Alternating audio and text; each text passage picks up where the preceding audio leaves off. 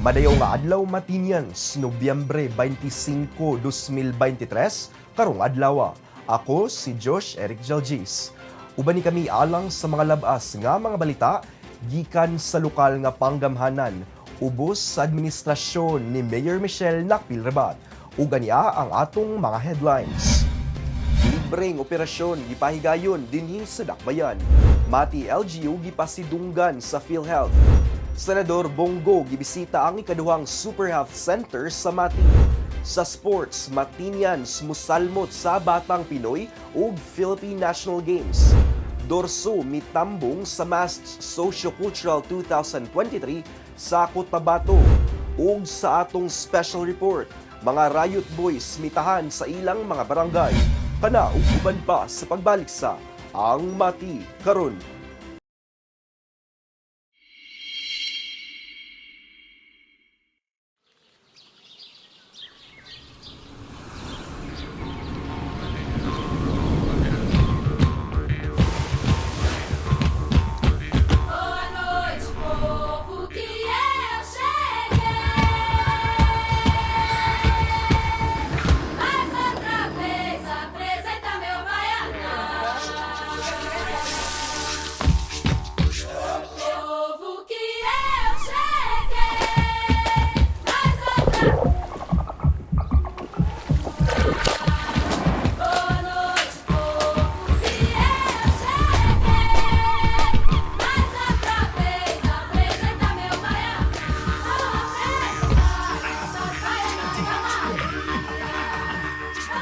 Mati is where to be.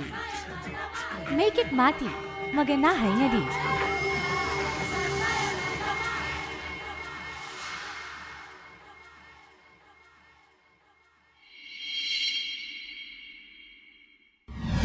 Kabay gustong isumbong nga problema sa inyong barangay? O di ka proyektong kinahanglan ninyo nga wala matagad? Kung kamo nangitag kadangpan sa inyong suliran, i-report na kana sa Ang Mati Karon. Kami gadawat sa reklamo, hangyo o bisan pa man unsang mensaheng gusto ninyong madunggan sa lokal nga panggamhanan. I-report na yan. Ipadala lamang inyong mensahe hangyo ug mulo sa atong Facebook page, City of Mati LGU, aron among masibya sa Ang Mati Karon. Mamahimo usab kamong magpadala sa inyong video, mahitungod sa inyong issue. I-report na yan.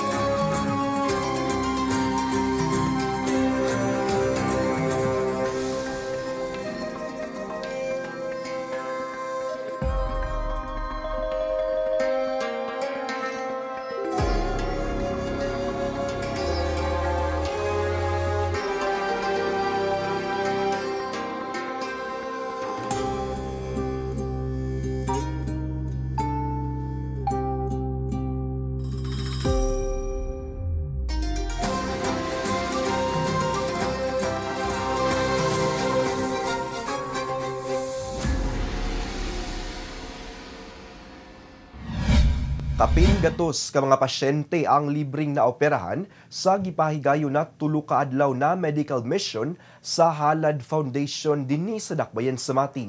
Si Jasmine Tia sa report.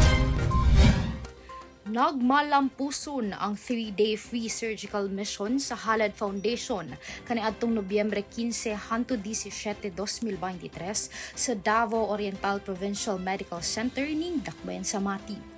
Ang maong surgical mission gipangunahan sa Halad Foundation kauban ng City of Mati LGU, Municipality of Tarragona, DOPMC, Primary Healthcare Provider Network Health Cluster, PDOHO Davor, Southern Philippine Medical Center, Jerome Foundation ug ang UCCP.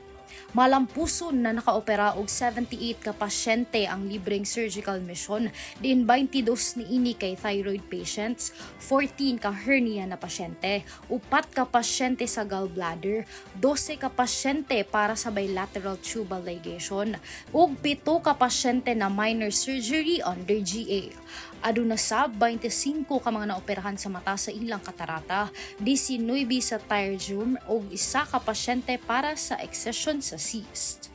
Suma total mokabat sa 182 ka mga benepisyaryo ang nahatagan og libreng serbisyo sa maong medical mission. Dili kini ang unang libreng medical mission na napahigayon sa dakbayan sa Mati, nagipangunahan sa City Health Office ug lokal nga panggamhanan. Karong Mayo ning tuiga, una gilunsad ang libreng surgical mission gamit ang mobile surgical unit sa lokal nga panggamhanan ngadto sa Gida Barangays na mao ang Langka, Luban ug Kabuaya.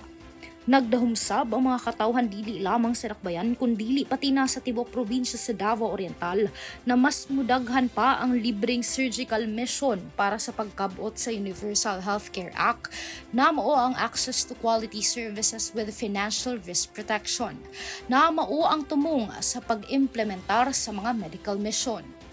Gisiguro sab ni City Health Officer Dr. Ben Hurket Bagan Jr. ang ilang padayon na paghatag og maayong serbisyong panlawas para sa katawhan.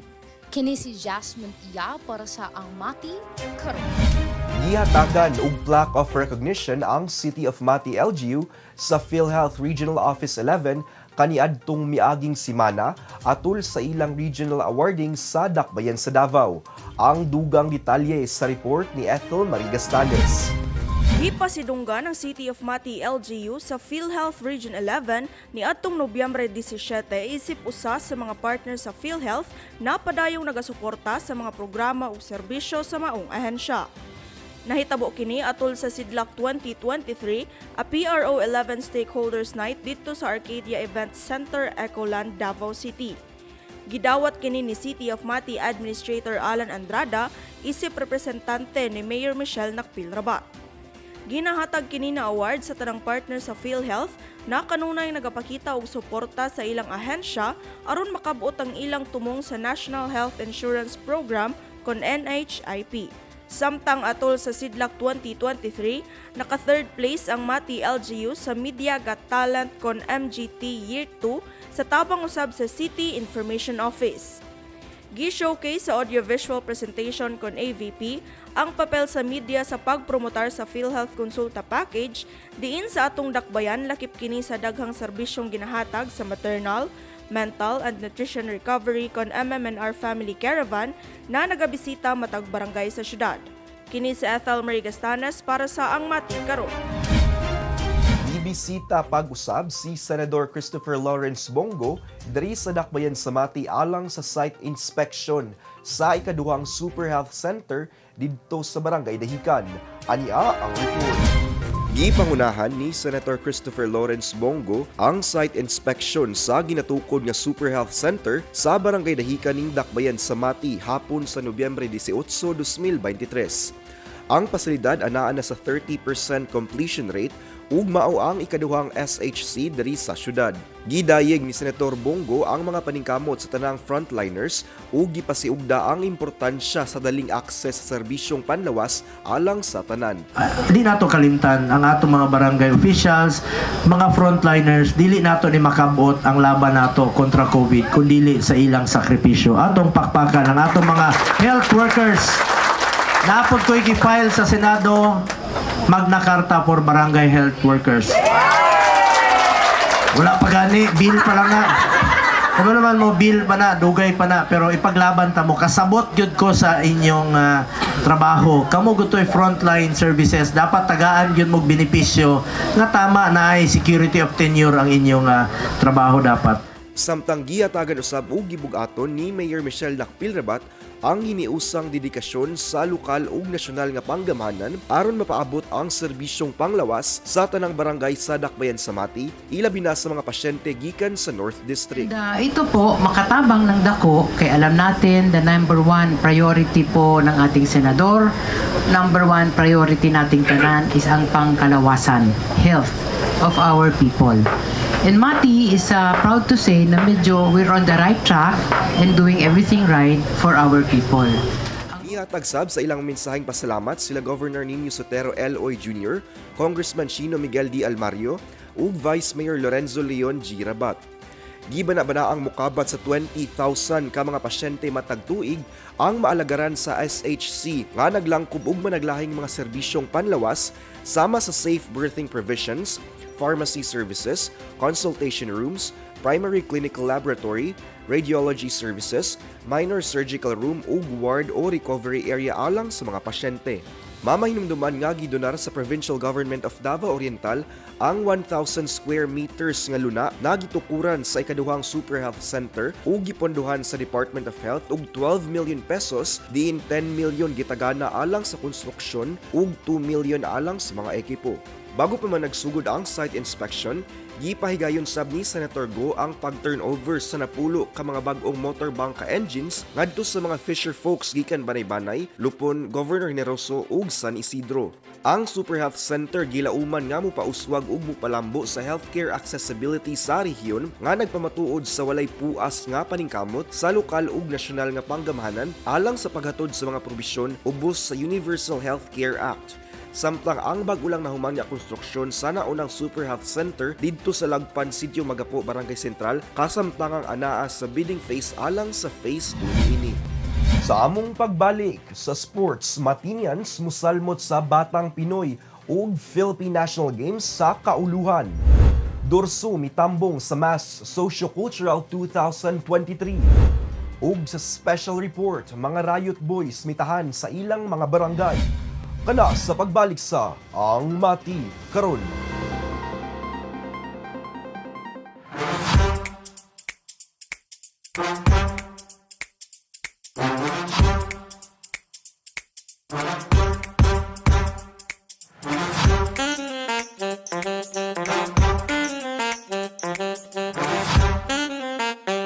Madayaw nga adlaw Matinians, ani ana usab kita sa atong segment na Matinians on the Street. Karong bulan sa Nobyembre, misaka ang kaso sa mga gang riots sulod sa Dakbayan sa Mati. Apan karong semana, ubay-ubay ka mga miyembro sa mga gangs dinhi sa Dakbayan sa Mati ang misurrender sa mga opisyal sa barangay human gipahingusgan sa mga bag-ong napiling opisyal sa barangay ang seguridad sulod sa mga komunidad. Busa alang sa atong pangutana karong semana ha, unsa ang imong tan-aw nga maayong solusyon aron maundang ang mga gang riots sulod sa Dakbayan. Tara, ubani kami ug atong sayron ang tubag sa Matinians. Kanang kuan siya para mahipos tanan ang mga kuan kanang nagarayot diri kay disturbo pud kaayo kanang mga tulog mi samo kay mga motor maglumbaan nag mga padagag motor dili mi kakatulog ipakuan na sila ipakuan na sila sa mga kuan mga paranan tanod. Ang akong solusyon sa mahatag sa mga riot boy, hatagan sila og kuan sa kanang kalingawan nga basketball o ikaduha kanang pwede po sila magkuan kanang mag-apply sila mag-drive og pedicab bao kung wala sila kuan nga wala pa man sila kuan kanang is license, pwede sila mo kuan sa gobyerno para matabangan sila. Kanang mga riot boys sir, pwede man i-coordinate ni Kapitan Makaubos sa iyang desisyon na makasulbad sa siyang mga problema sa mga riot diri sa Mati. Bisunod po kayo mingon tana ipatukang kay namo na sila pamilya. Ang maya anak siguro nga atong parehan ako na ko'y anak isig paningkamot ng tamante sang anak sa mga pamilya sa lain. Istrahan po nila na ay mo pag-anak. Kana inyong pag-suy-suy gabi, pag-eskwela mo, na po mo'y puruhan. Makahuman mag-eskwela, nindot pag inyong pagpuyo sa inyong pagbinyo. Busa, si Kapitan Makaubos, tabangi ang mga katawhan o magkabatanunan hasta ang police station report. Oo. Ang solusyon sa isyu sa mati nga kinahanglan ang ginikanan hatagan ginaputagad na iyang mga anak nga dili bitaw nga patakag lakaw-lakaw magabi sa kuala ning opinion no nga kan to prevent ang kanang mga riot nga ginatawag nato is naatay mga bantay no sa mga street nato, mga police auxiliary nga ginatawag nato na amatay mga ingana every barangay nato no. So apoy mga police, so kadaghanan nato sa karon is naatay mga police nga nagatuyok, so i-maintain lang ang ang pag-secure sa area kay para maiwasan ang mga riot no. Dugang problema na sila sa tuwa diri sa kabatanunan no. Wala man nagkulang atong city government para sa mga sports. Diyan naman tay liga. So wala gyud sila rason para mag-riot. Dapat kulang gyud sila disiplina, dapat sampulan no. Sampulan og kuan ba? Pandakopon. Kung pwede pamatayon na. Punta nga kani sila nasugpo sila sa mga pulis kay para biskan kuan kanang nay madakpan sa ila pod kay para pod makakuan pod tunguban nga unsay pamagi nga dapat masugpo gyud ang riot nga sige may tabo diri sa mati. Ang kulang siguro na sir kanang di man jud sila manguan mangunong sa ila na mayuan na kung madakpan ng kinsa sa ila ini nay kuan sa kuan ba pulis nga punta nang kulungon sila ba para magtagampod sila para di na sila mag-usab-usab ba balik kay siyempre madakpan sila time nga karon madakpan tapos pagkag mapalabason di man japon sila manguan no. So ngani na lang ako pay kuan na tagan sila kuan nga biskan prison sila mga isa ka tuig para mutagam okay ra. Ang sa ako ang solusyon ana is kanang program para sa ilaha nga diin ang ilahang mindset ba is malahi gani siya kay ang ilang magong gibuhat is reflection na siya sa syudad. Then ang Mati Manggod, Mati City, Davao Oriental is a tourist spot. Then lain pug kay bad image na siya sa pagkahitabo kay ang kanatong syudad is kanang turismo na siya dahil mga foreigner. So isa na siya nga makaingganyo unta. Pero pinaagian na makahatag siya bad image. So pinaagi pod tabang sa government. Ang ako lang masulti is kanang programa para sa ila. Kuan lang, guide lang sa parents siguro nga kuan. Kay para dili maparehora ilang anak kung kuan ilahang ibutang sa maayong kanang mga barihan mga education pamatasan kanang kabahin bito anang mga rayot-rayot kinahanglan usa jud nang ginikanan nga mohipos pud sa ilahang mga anak nya pag naa sa labas ang kuan ana ang mosunod jud og badlong pud ana kanang pareha pud na diri bitaw mga siisyo kay mga pulis kay kuan mamong gyud na hinungdan jud sa kanang labinag na madamay-damay gani naay katong mga inosente nga mga bata nya para po nako kana gyud angay pud buhaton sa mga kuan kanang mga pulis. Ugmaw kana ang mga tubag sa Matinians kabahin sa issue sa mga gang riots diri sa dakbayan sa Mati. Ubanina usab kami sunod semana diri lamang sa Matinians on the Street. Make it Mati, maganahay nga di. Ako si Josh Eric Jalgis. Amping.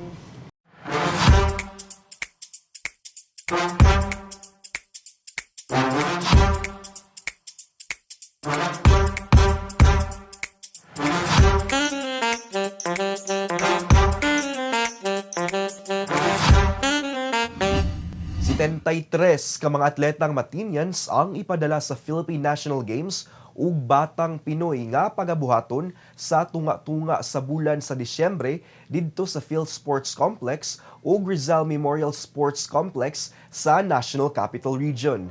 Si Peter Jan Buencamino sa report.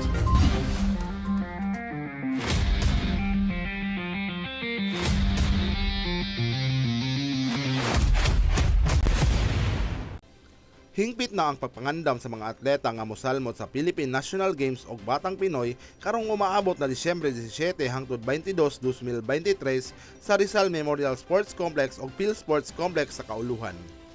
Ang PNG o Batang Pinoy ang usa sa pinakadako na panagtigom sa mga atleta sa nasod sa Pilipinas nga salmutan sa nagkadaiyang syudad o probinsya sa Pilipinas. Ang Philippine National Games tambungan sa mga atleta nag-edad 18 pataas, diin ang nakbayan sa Mati dunay 6 ka mga partisipante nga mosalmot sa 4 ka mga sporting events, samtang ang Batang Pinoy gilangkuban sa mga atleta nga nag-edad 17 paubos nga tambungan sa 67 ka mga batang atleta diin mosalmot sa 12 ka sports. Sa kinatibukan, pareha adunay 26 ka mga sporting events ang PNG o Batang Pinoy nga mao ang mga mosunod.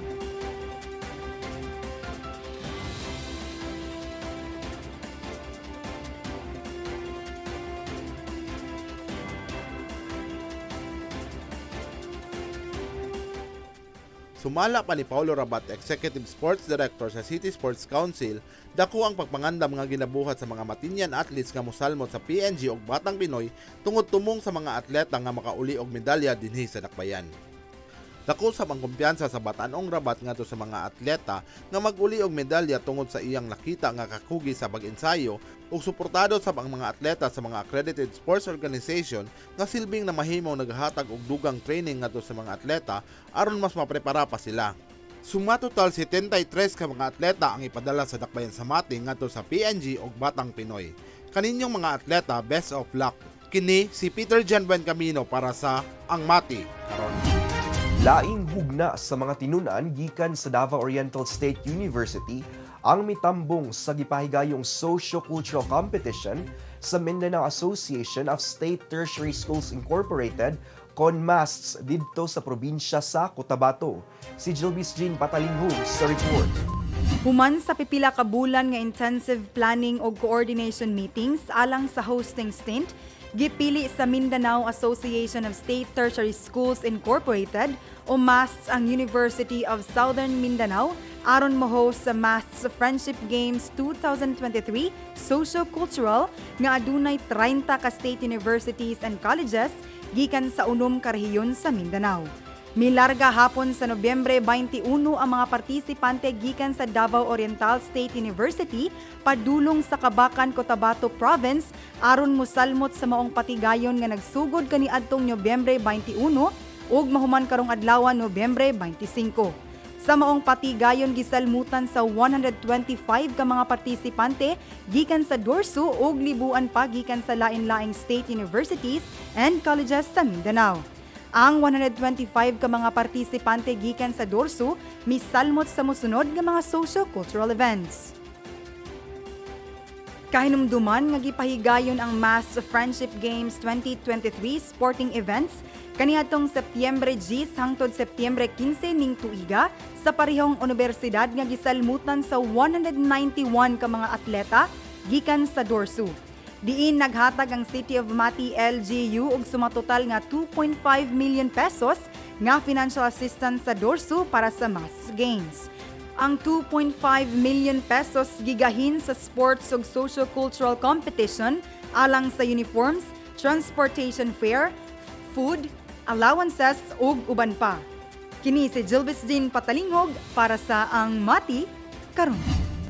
Ubay-ubay ka mga miyembro sa gangs dinhi sa dakbayan sa Mati ang mitahan sa mga opisyal sa kabarangayan human gipahingusgan sa mga bag-ong piling opisyal sa barangay ang ilang seguridad sa mga komunidad. Si Nash Tiguelo sa report.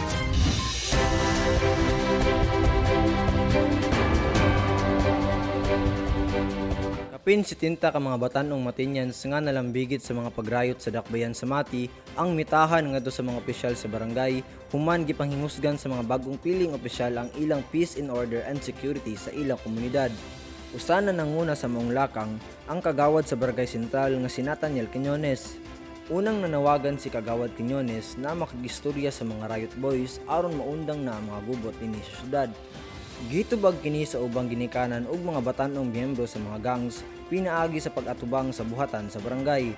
Sumala pa ni Quiñones na iyang gipahimangnuan ang mga grupo sa riot boys na dili na sila mobalik sa ilang maling binuhatan ug kung mobalik man sila sa pagrayot, sila japon ang muatubang sa ilang sangputanan.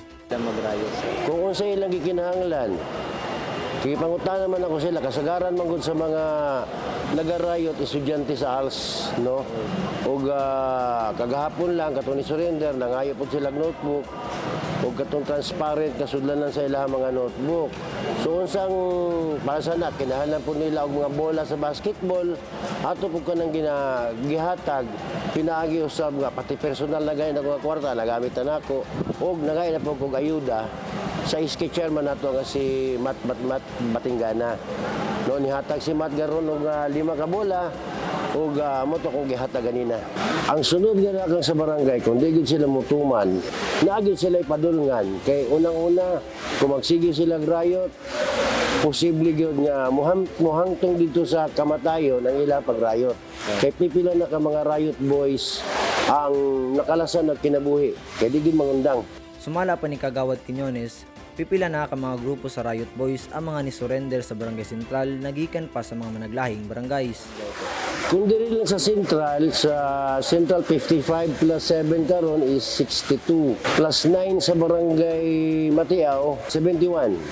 No, 71 na tanan. Think na po'y mo surrender sa Barangay Science na. Nag-message ako ganina nga mo surrender na po sila kay gusto na po nila magbago. Gipanganlan usab ni Kagawad Quiñones ang unang grupo nga ni surrender sa barangay ug mga grupo sa mga Riot Boys nga maoy rason sa mga gubot ug riot dinhi sa syudad. Bawaan tulo dito. Nagsugod man na surrender ani katong akong gihinganlan ang grupo nga elekta. So sila ginang nauna diri nga ni surrender nga 5 ug ako silang ginan nga uhagon po nila ang uban nga mga miyembro nga mo surrender na kay gusto man kanila pagbago.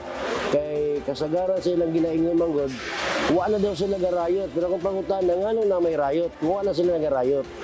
Kadalasan, manayong nga, niundang na. Pero di ay kadto, wala sila mangundang. Samtang padayon usab ang koordinasyon sa kapulisan ngadto sa mga barangay aron maundang na ang mga pagrayot sa kabatan-unan ingon man ang mga ubang pang krimen sa kabarangayan. Gani, nagdugang og lakang ang kapulisan sama na lang sa permanente na koordinasyon sa mga barangays o permanenteng pag-roving sa mga lugar na prone sa riots. Hindi atong coordination sa barangay officials diri sa nagkadaiya nga mga barangays nato sa Ciudad Jamati. Constant atong pagkuan sila coordinate. Gani katong before ang barangay election nagpagawa si Mayor Michelle o executive order nga pagusgan ang pagronda against sa corruption minors. Nami diri ang Barangay Sentral, Barangay Matiao and Badas ato nga time sila si Barangay Captain Daniel Macaubos, Barangay Captain Rolly Divera and barangay official sa Barangay Badas nga mo gipatuman gipakusgan nato ang corruption minors. Kini si Nash Tiguelo para sa Ang Mati karon. Ania ang atong dengue updates ug orden de Cotibo. Apil na ang mga aktibidades sa atong halangdong Mayor Michelle Nakpilrabat karong simanaha.